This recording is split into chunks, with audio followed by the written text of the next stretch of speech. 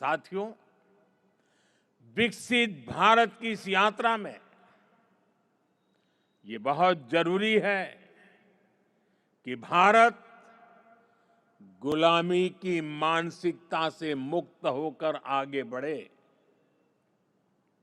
दुर्भाग्य है, आजादी के बाद भी हमारे यहां गुलामी के प्रतीकों को ढोया जाता रहा।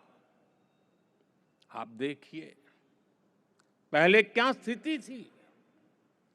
प्रधानमंत्री निवास जहां है उसे रेस कोर्स कहा जाता था। उपराष्ट्रपति के लिए कोई निवास स्थान तय ही नहीं था।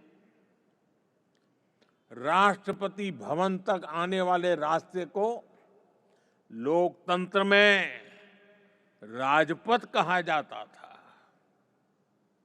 आजाद भारत में जो सैनिक शहीद हुए, उनके लिए कोई स्मारक ही नहीं था। जो सुरक्षा बल, जो पुलिसकर्मी शहीद हुए, उनके लिए भी कोई स्मृति स्थल नहीं था। यानी 1947 में स्वतंत्र हुए देश की राजधानी, जहां से देश के बड़े बड़े निर्णय होते थे, वो पूरी तरह गुलामी की मानसिकता में जकड़ी हुई थी। दिल्ली की इमारतों, सार्वजनिक स्थानों, ऐतिहासिक स्थलों पर गुलामी के चिन्ह ही भरे पड़े हैं। लेकिन साथियों, कहते हैं ना, समय का चक्र कभी भी एक जैसा नहीं रहता। 2014 में देश ने तय किया कि गुलामी की मानसिकता अब और नहीं चलेगी। हमने गुलामी की इस मानसिकता को बदलने का अभियान शुरू किया। हमने वीरों के नाम नेशनल वॉर मेमोरियल बनाया। हमने पुलिस की वीरता को सम्मान देने के लिए पुलिस स्मारक बनाए। रेस कोर्स रोड, उसका नाम बदलकर लोक कल्याण मार्ग रखा गया।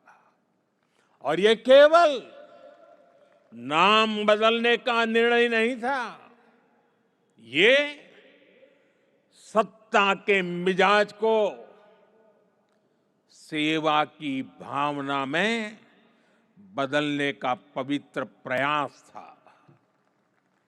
साथियों, हमारे इन फैसलों के पीछे एक गहरी भावना है, एक विजन है। ये हमारे वर्तमान, हमारे अतीत और भविष्य को भारत के गौरव से जोड़ती है। जिस जगह को पहले राजपथ के नाम से जाना जाता था,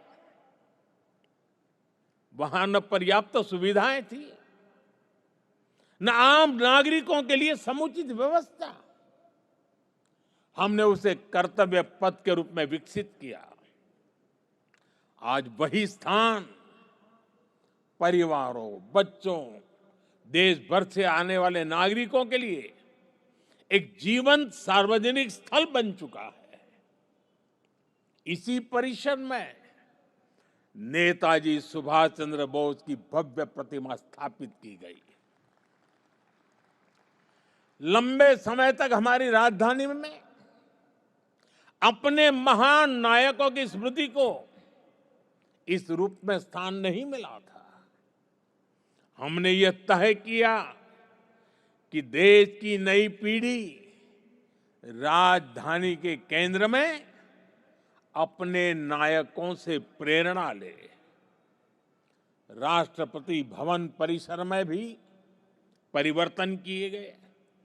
मुगल गार्डन का नाम बदलकर अमृत उद्यान किया गया। जब पुरानी संसद के पास नए संसद भवन का निर्माण हुआ तो हमने पुराने भवन को भुलाया नहीं, हमने उसे संविधान सदन के रूप में नई पहचान दी। जब अलग अलग मंत्रालयों को एक परिसर में लाया गया तो उन भवनों को कर्तव्य भवन का नाम दिया गया। नाम बदलने की ये पहल केवल शब्दों का बदलाव नहीं है। इन सभी प्रयासों के पीछे वैचारिक सूत्रता एक ही है, स्वतंत्र भारत की स्वतंत्र पहचान,